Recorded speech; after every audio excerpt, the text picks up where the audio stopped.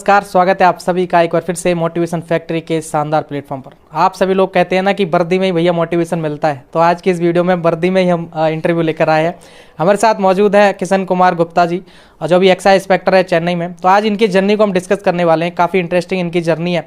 और अभी जो हाल ही में आपका एग्जाम होगा, जो जुलाई में एग्जाम होने वाला है SSCGL का प्री, उसके बारे में हम जानेंगे कि आखिर में जो आपके बच रहे हैं अभी कुछ 2-3 महीने बच रहे हैं, तो उन पे हम डिस्कस करेंगे कि कैसे अब तैयारी करी जाए, क्या रणनीति होनी चाहिए सटीक, जो भी आपका भी एग्जाम क्रैक हो और आप भी जल्दी से जल्दी एक्साइज इंस्पेक्टर है, जो भी आपकी डिजायर पोस्ट है वो हासिल करें। और आप सभी लोगों के तमाम क्वेश्चंस आ रखे हैं लाइफ को लेकर और आपकी स्ट्रेटजी को लेकर, किस तरीके से एक एस्पिरेंट का जीवन होना चाहिए कि वो आसानी से एग्जाम क्रैक कर पाए। क्योंकि जब तैयारी के दौरान बहुत सी मुश्किलों का सामना करना पड़ता है, जो कि भाई झेल के बैठे हैं, तो उनका एक्सपीरियंस है, आपको अच्छे से समझा सकते हैं, गाइड कर सकते हैं। तो ये वीडियो ओवरऑल बहुत ही शानदार होने वाला है, बहुत कुछ सीखने को मिलेगा, मोटिवेशन तो भर भर के मिलेगा। तो इस वीडियो को अभी से लाइक कर दीजिए, चैनल पर नए हो चैनल को सब्सक्राइब कर लीजिए। आप सभी लोगों के कोई भी क्वेरीज होते हैं, आप डायरेक्ट मुझे इंस्टाग्राम पर मैसेज कर सकते हो, उसका लिंक आपको डिस्क्रिप्शन में मिल जाएगा। बाकी आप कमेंट में भी कमेंट करके पूछ सकते हो, जो भी आपकी बातें होती है। सभी लोग तहे दिल से आमंत्रित हैं कमेंट बॉक्स में, खुले मन से, खुले विचारों से आप जो भी आप कमेंट करना चाहते करें, हम उसका रिप्लाई देने की कोशिश करेंगे। सर भी अवेलेबल रहेंगे कमेंट बॉक्स में। सर का भी चैनल है, वो भी आप सब्सक्राइब कर लेना, उसका लिंक भी डिस्क्रिप्शन में मिल जाएगा। और कमेंट पर भी आपको ये रिप्लाई देते रहेंगे, अगर उनको लगता है कुछ इंपॉर्टेंट तो आपको वहीं आपको रिप्लाई कर देंगे। तो सर बहुत बहुत स्वागत है आपका मोटिवेशन फैक्ट्री पर। तो कैसे हैं आप? और मैंने तो आपके बारे में बता ही दिया, थोड़ा बहुत आप भी बता दीजिए अपने मुँह जुबानी। बता ही दिया आपने। बस ये जान लीजिए कि एक छोटे से गांव से उठ के आया हूँ मैं भी। कोई बहुत बड़ा फैमिली बैकग्राउंड नहीं है और इस सितारे तक पहुंचने के लिए मेहनत भी लगी है। और कोई बहुत कठिन काम नहीं है, आप भी पहुंच सकते हैं। कुछ स्टेप्स हैं लाइफ के, उनको आपको एक सही टाइम पे उसको फॉलो करना है। तो उसके बारे में जानेंगे। मेरा नाम किशन गुप्ता, जैसा कि आप जानते हैं, बता दिया साहब ने। आप तो साहब ही हैं। तो सेंट्रल एक्साइज इंस्पेक्टर हूँ मैं, जिसको आप GST इंस्पेक्टर बोलते हैं, क्योंकि सेंट्रल एक्साइज ख़त्म हो गया, GST जब से आया हुआ है। चेन्नई में पोस्टेड हूँ। बढ़िया लाइफ कट रही है, अच्छी नौकरी चल रही है, माँ बाप सब खुश हैं, दोस्त सब अच्छे हैं, सब राजी खुशी चल रहा है, एक नंबर लाइफ चल रही है। बस आ गए आपसे मिलने के लिए। थैंक यू, आप हमसे मिलने के लिए इतने दूर से आए। ओके, चलिए आप थोड़ा अपने बारे में और बताओ, आपका बैकग्राउंड के बारे में, बचपन के बारे में, कैसी पढ़ाई लिखाई हुई, कहाँ पर आप रहे, और फिर आपके एग्जाम पर हम आएंगे, कब आपने अटेम्प्ट किया। तो दिलदार नगर एक गांव का नाम है, गाजीपुर में पड़ता है ये। मेरा जन्म वहीं हुआ। और मेरे माता पिता पढ़े लिखे थे, तो उनको लगा कि भाई बच्चों को पढ़ाना ज़रूरी है। तो वहाँ पे कुछ ऐसी सुविधाएं नहीं थे पढ़ाने के लिए, तो मुझे बनारस भेज दिया गया पढ़ने के लिए 2004 में, जब मैं 7-8 साल का होऊंगा तभी।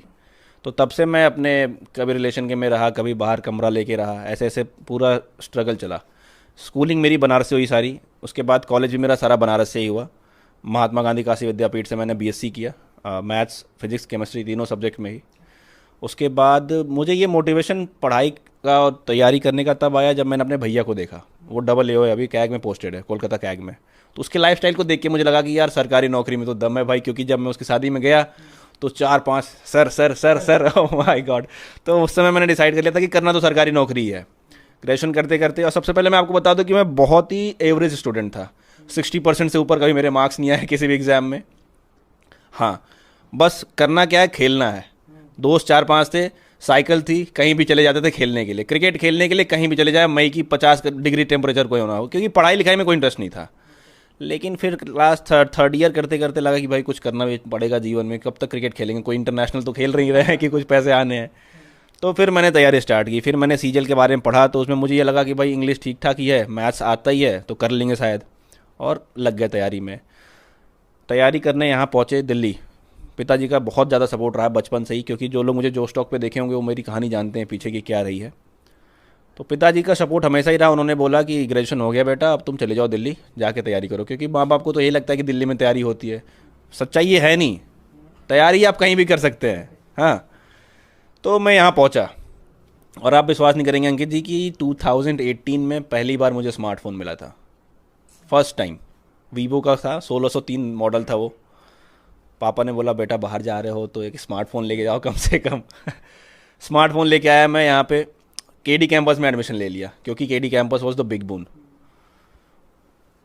कोचिंग जाने लगा, कोचिंग से आने लगा, फ़ोन चलाने लगा। फ़ोन में सिर्फ या तो मूवीज़ देख रहे हैं, या तो वेब सीरीज़ देख रहे हैं, या तो बहुत सारी ऐसी चीज़ें होती हैं जो आप देखते हैं उस समय जब आपका एक फेज जब स्टार्ट होता है, यंग फेज जब स्टार्ट होता है, जो कि आपको डिस्ट्रैक्ट करती है, वो सारे फेज से मैं गुजर रहा था।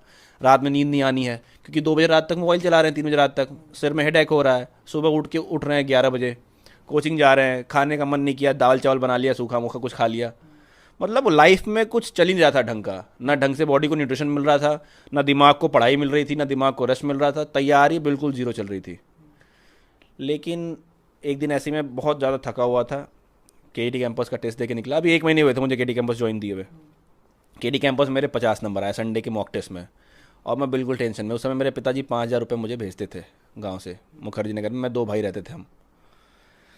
तो मैं बड़ा परेशान हुआ। मैं कहा यार नंबर नहीं आ रहे हैं, पापा इतना मेहनत कर रहे हैं, कैसे उनको मुंह दिखाऊंगा, कैसे कुछ अगर नहीं कर पाया तो फिर मुझे एक बोर्ड दिखाई दिया गुरुकुल का। तो मैं गुरुकुल के लिए, वहाँ पे लिखा हुआ था नीचे कि भाई हमारे पास फ़ोन अलाउड नहीं है, अगर आप फ़ोन छोड़ सकते हैं तो आप मेरे पास आ जाइए पढ़ने के लिए। और मैं आपको ये भी बता दूं कि उस केडी कैंपस में 1 महीने के अलावा मैंने और किसी भी कोचिंग में कोई पैसा नहीं दिया। वही एक बार मैंने 13,000 रुपये जमा किए थे, जो कि मुझे लगता नहीं है कि वहाँ से कुछ मैंने सीखा। नीतू मैम से इंग्लिश का मुझे समझ में आ गया कि करना क्या है।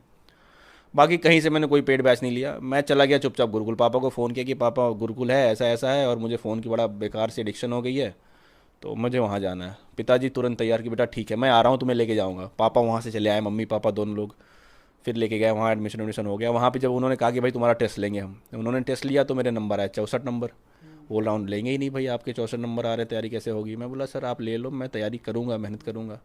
तो उन्होंने रख लिया। फिर तो मेरी जो पढ़ाई हुई वहाँ पे 7-8 महीने की पढ़ाई हुई कंप्लीट। वहाँ पे फ़ोन अलाउड नहीं था। फ़ोन वहाँ पे संडे को मिलता भी था, लेकिन मैं लेगा ही नहीं था, क्योंकि मैंने यहाँ से जाने से पहले ही ठान लिया था कि जब तक सिलेक्शन नहीं होगा तब तक मैं फ़ोन नहीं लूँगा। अभी मेरा टेबल पे फ़ोन रखा हुआ, मैं आपको लाइव दिखाता हूँ कि मेरे फ़ोन की क्या हालत है।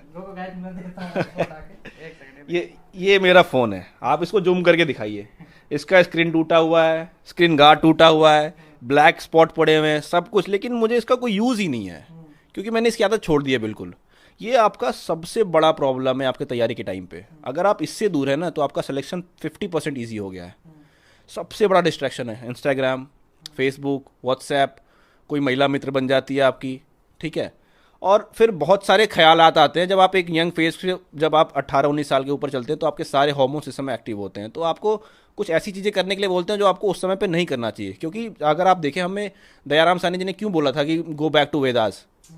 हाँ, जब आप 13 साल के होते थे, पहले हमारे पहले के हिंदू धर्म में, जब 13 साल का बच्चा होता था तो 13 साल से लेकर 25 साल तक उसको गुरुकुल में रहना होता था।